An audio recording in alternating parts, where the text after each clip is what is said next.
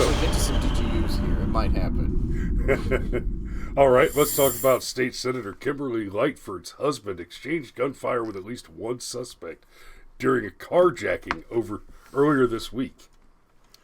So this article is actually from yesterday, which was my 14th wedding anniversary, by the way. Happy anniversary. Indeed. 14 years happened quickly. And yet, slowly. It's amazing how time happens that way. When you have kids, and everybody with kids know this, like, boy, the days are long, but the years are short. Like, it is bizarre. Patrick, that depends on whether or not the hammer is a weapon. So I would say that a piked warhammer, yes. Yeah. Oh, yeah. All right. State Senator Kimberly Lightford's husband had a gun and exchanged shots with at least one of the suspects when a couple was carjacked earlier this week in suburban Broadview, authorities disclosed on Thursday. Lightford, the Senate Majority Leader and second highest ranking senator in the General Assembly, was in a vehicle with her husband, Eric McKinney, when they were carjacked at 9:45 Tuesday. The couple was in the near west suburb to drop off a friend, police have said. You gonna make it? That sentence almost defeated me. Like it was my kryptonite. At some point You're after a worthy foe sentence. A worthy foe.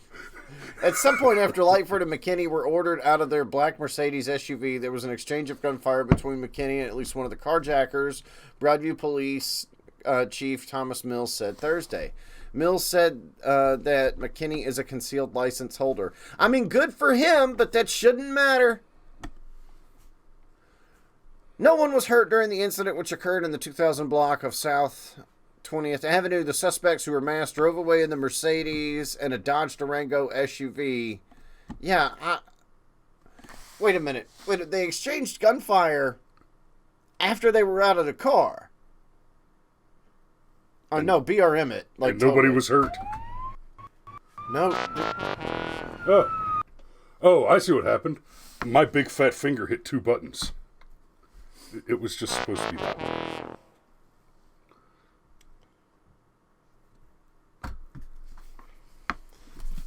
So, yeah, like, and honestly, okay, I don't mind pointing out, okay, at a certain point, the bad guy has won this round.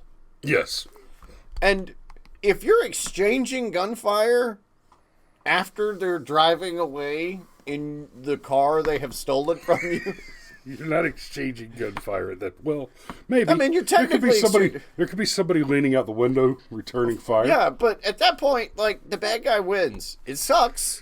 It sucks a lot. Yep. But the bad guy wins. You know? I don't know. I'd like to know the rest of the... I would like to hear some more details, but I think... I would like to... Oh, well, there's more details. This is what...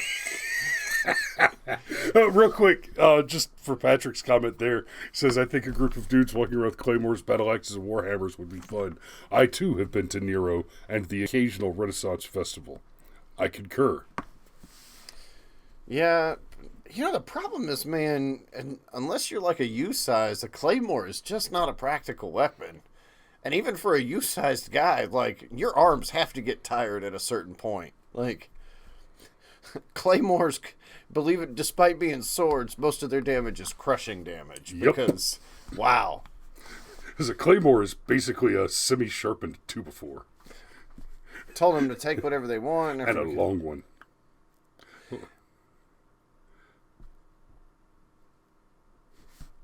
Okay. I'm just going to read this part, all right?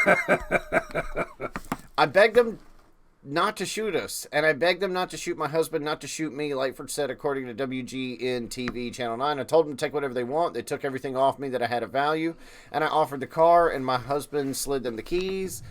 And then after we kind of got the guns off of us, they had separated me and my husband, she told reporters, and we got the guns off of us. My husband told me to run, and I ran reluctantly because I don't want to leave him there, and it was scary, and it was a scary run because now shots are being fired. I thought for sure they were going to shoot me.